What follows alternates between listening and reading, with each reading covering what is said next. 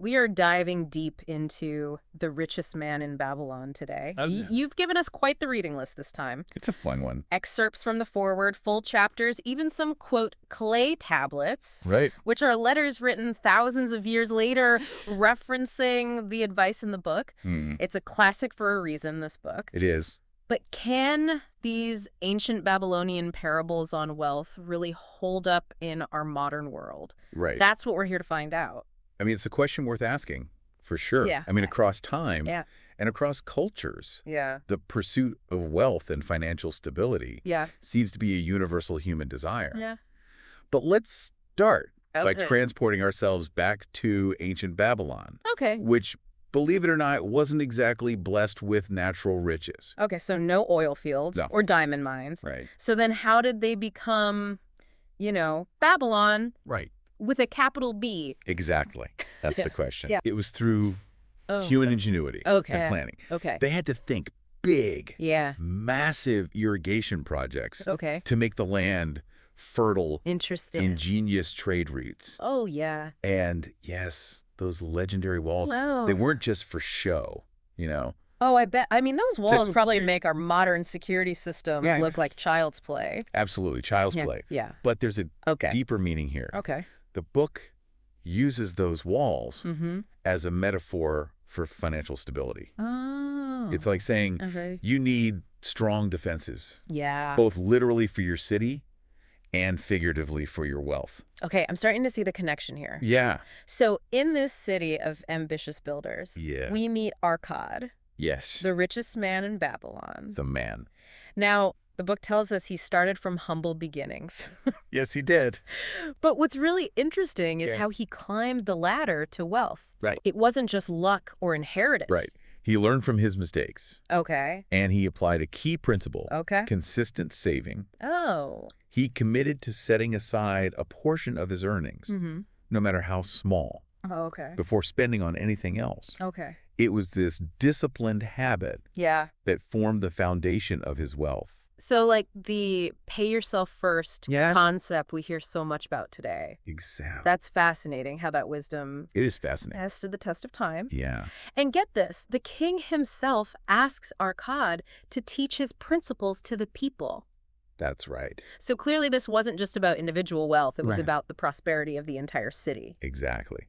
And Arkad boils down his teachings Okay. into what he calls 7 cures for a lean purse. Okay. Think of these as timeless financial prescriptions for yes. anyone, even you, who's looking to build wealth. 7 cures. Okay, lay them on me. Well, the first cure is start thy purse to fattening. Okay. It emphasizes that consistent saving, even if it's a small amount at first, Yeah. is the first step towards financial security. Okay. That makes sense. It's like building a muscle, right? Exactly. You start small Yep. and gradually increase the weight. Mm-hmm. What's next on the prescription pad? Cure number 2, Okay. control thy expenditures. Control thy expenditures. It's all about differentiating between needs and wants Oh, yeah. and making sure your spending aligns with your values and goals. So budgeting and mindful spending. Basically. Yeah, Sounds like solid advice no matter what century you're living in. it really does. What else did Arkad prescribe for a lean purse? Well, cure number 3 is where it gets interesting. Okay. Make thy gold multiply. Okay. Here, Arkad dives into the idea of investing your savings Okay. so that they can grow over time.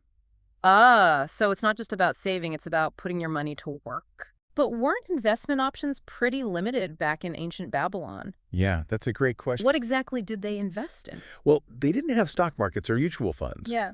But they did have opportunities to invest in ventures like trading caravans, Oh, okay. real estate, and even lending money for interest. Okay. Arkad stresses the importance of finding profitable Right. and, Right. crucially, Yeah. safe Yeah. avenues for your savings to grow.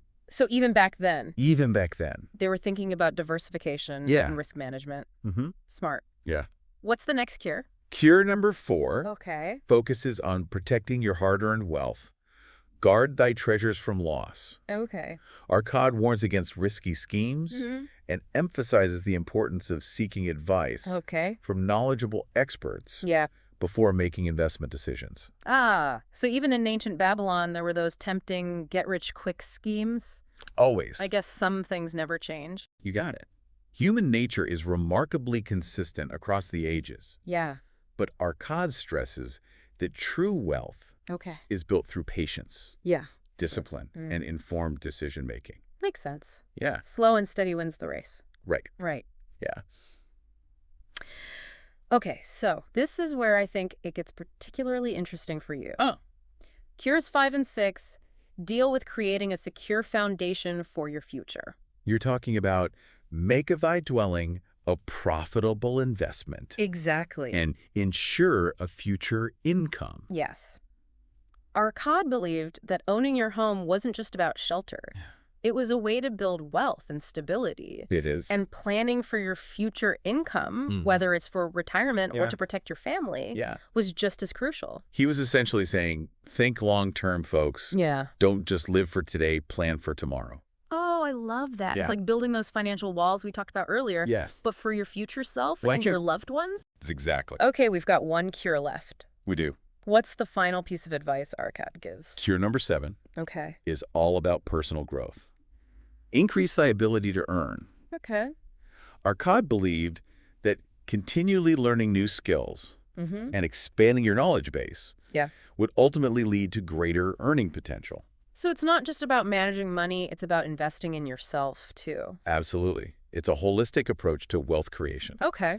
Arcade understood that your earning capacity Yeah. is your greatest asset, Oh, wow. and it's something you can constantly develop and refine. I love that perspective. Yeah. Now it's not all just lectures and rules. No, of course not. The book brings these cures to life Right. with stories and anecdotes. Exactly.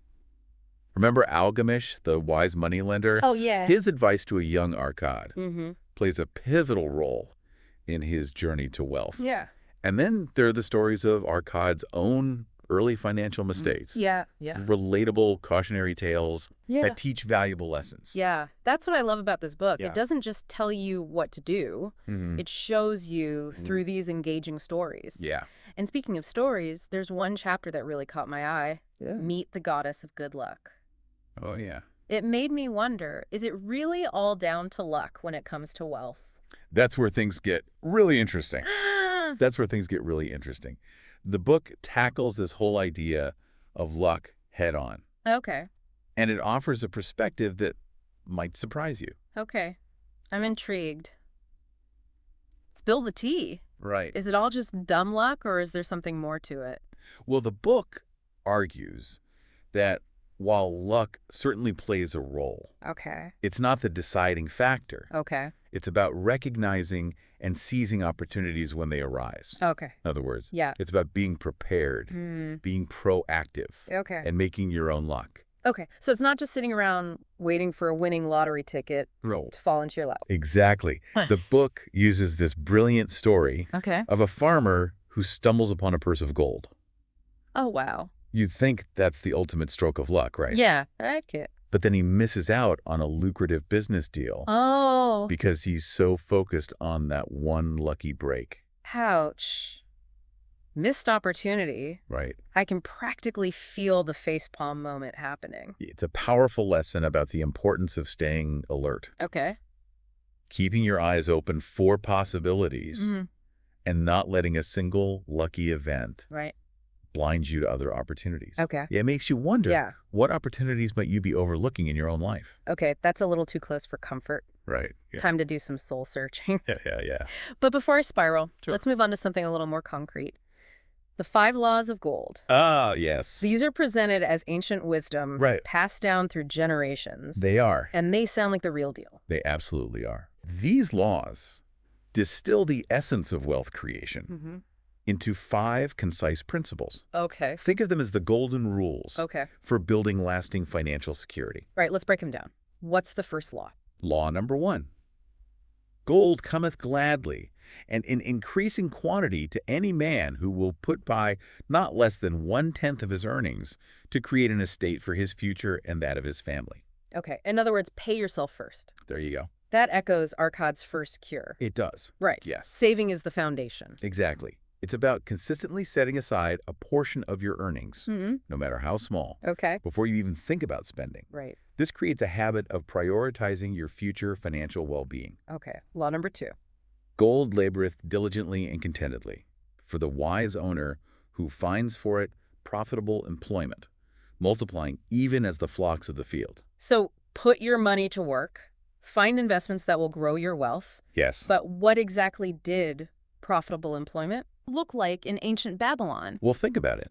They were master traders, Oh, yeah. skilled artisans, Right. and ingenious builders. Yeah. They invested in businesses, real estate, and even livestock.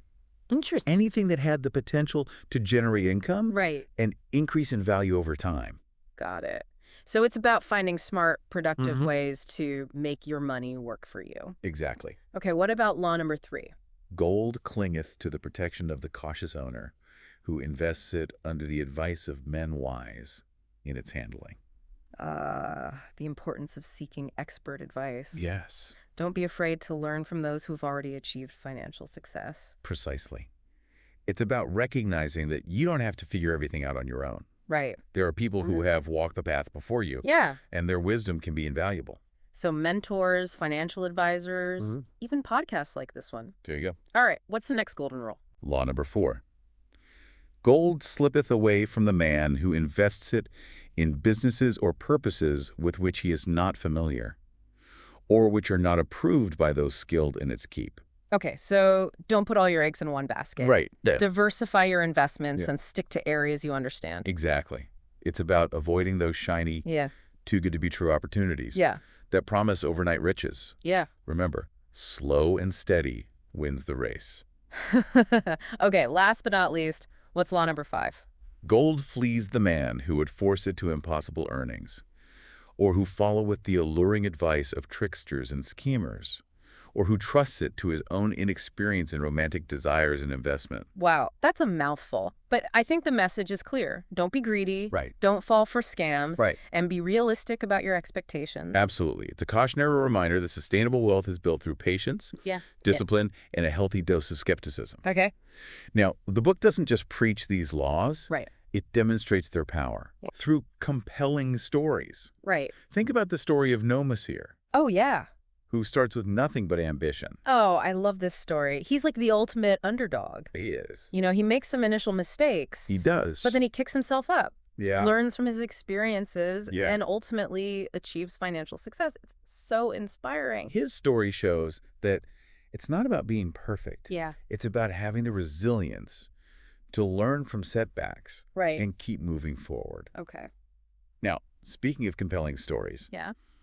the chapters about Dabasir, the camel trader, Right. and those incredible clay tablets Oh my gosh. from thousands of years later Yeah. really bring home the universality of these principles. The fact that someone thousands of years after Dabasir I know. found his financial plan on those tablets It's amazing. and used it to turn their own life around, Oh, I it's know. mind-blowing. It's like a testament to the enduring power of these basic principles. It is.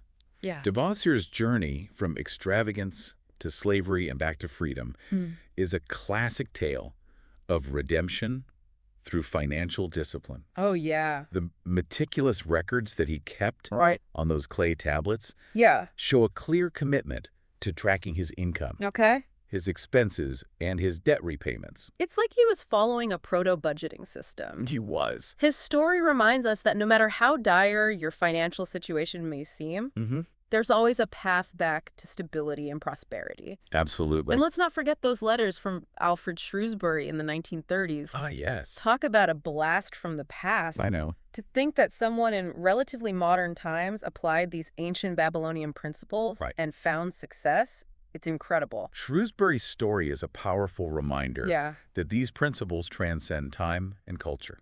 Okay. He was struggling financially, Yeah. burdened by debt, Right. just like many people today. Yeah. Then he came across Dabasir's plan Yeah. and decided to give it a try.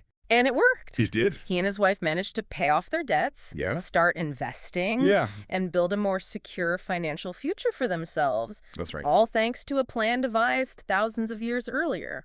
It just goes to show that the fundamentals of wealth creation haven't really changed all that much. Yeah. The tools and technologies may evolve, Right. but the core principles remain the same. Yeah. Now, hidden away in the very last chapter, Oh. we find the tale of Sharunada and Hadangula. Oh, right. It's a story within a story, almost like a bonus parable. It is. Sharunada, the successful camel trader, Yes. takes Hadangula, the spoiled grandson of his former business partner, Right. on a journey back to Babylon. Hmm. I love how he subtly mentors the young man along the way. It's brilliant storytelling. Yeah. Through Sharunada's own journey from slavery to success, Mm-hmm. the book subtly reinforces many of the themes we've been discussing. Oh, okay. Hard work, Uh-oh. perseverance, Mm. the importance of seizing opportunities, Yeah. and of course, sound financial principles. It's a reminder that the journey to wealth Yeah. is not just about numbers. Right. It's about character, resilience, and the Yeah. willingness to learn from those who have gone before you. It is. And let's be honest, the book wouldn't be half as engaging No. without these stories. Absolutely. They bring the principles to life, Yes. making them relatable and memorable. Yeah. But before we get carried away by the storytelling, Okay.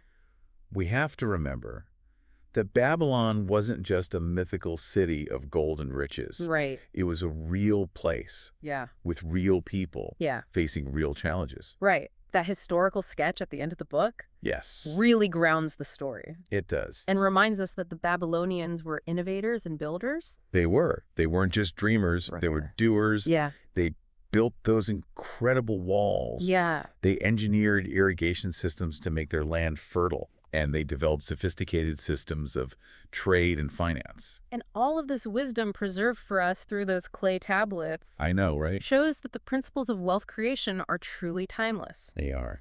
But the book also emphasizes something that resonates deeply with me, Oh, the importance of personal responsibility. absolutely. It's not about luck or fate. Right. It's about making choices and taking action to improve your financial situation. Okay, so we've explored the historical context, We have? delved into Arcad's 7 cures, Yes. and unpacked those powerful 5 laws of gold.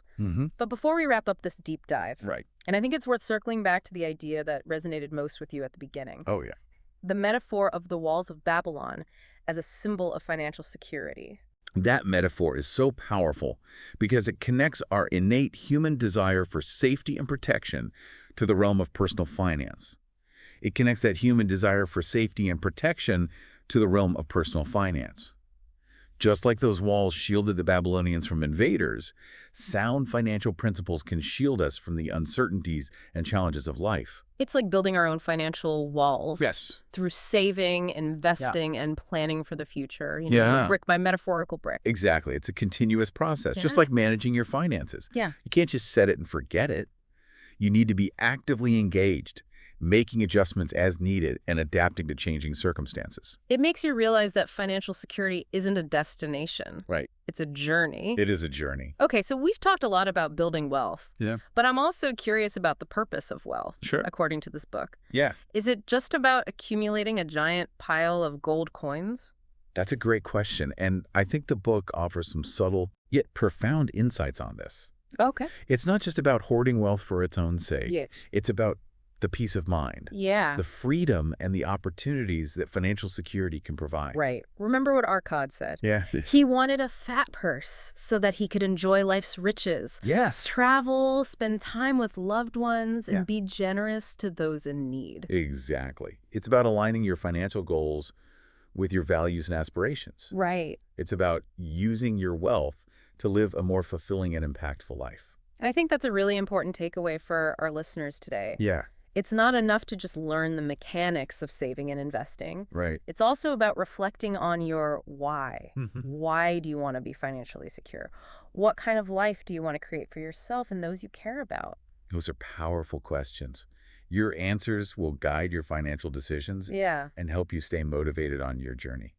So as we wrap up this deep dive into the richest man in Babylon, I think it's safe to say that this ancient wisdom has a lot to offer us modern folks. Absolutely. It's a timeless reminder that financial well-being is within reach for anyone willing to learn, apply the principles, and persevere. It's about building those walls of Babylon for yourself. Yes. Brick by brick, choice by choice. That's right. To create a life of abundance and purpose. And with that, I think it's time for us to say goodbye.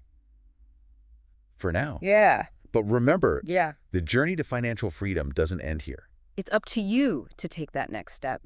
Keep learning, keep growing, and keep building those walls. Until next time.